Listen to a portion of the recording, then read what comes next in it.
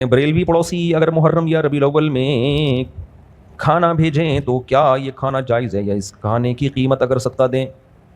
کھانا رکھ لیں، پڑوسی ہیں تو واپس نہ کریں، وہ برا مانیں گے. بس ان کو یہ بتا دیں کہ ہم اسے ٹھیک نہیں سمجھتے. ان کو پتہ ہی ہوتا ہے کہ ٹھیک نہیں سمجھتے یہ، تو بس رکھ لیں، کھا لیں اس کو. وہ جو بھیج رہے ہوتے ہیں نا، وہ کھانا غیر اللہ کا نہیں ہوتا، یعنی کسی بزرگ کے نام کا کھانا نہیں ہوتا، وہ اللہ ہی کے لیے ہوتا ہے، لیکن ایک بدعت ہے.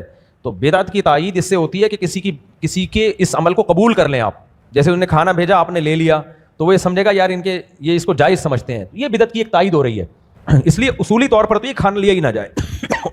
ان کو بتا دیا جائے کہ ہم اس عمل کو پسند نہیں کرتے. لیکن اب اس تکلف کی بھی اس لیے ضرورت ہے، ان کو پتہ ہے کہ یہ عمل کو پسند نہیں کرتے، یہ اس لیے قبول کر رہے ہیں کہ پڑوسیوں کا ایک اچھا تعلق رہے گا.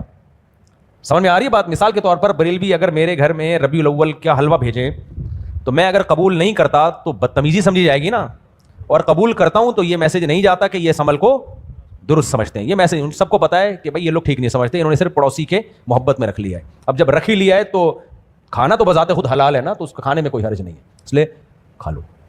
اگر بچ جائے تو ہمیں بھی خیال کر لو.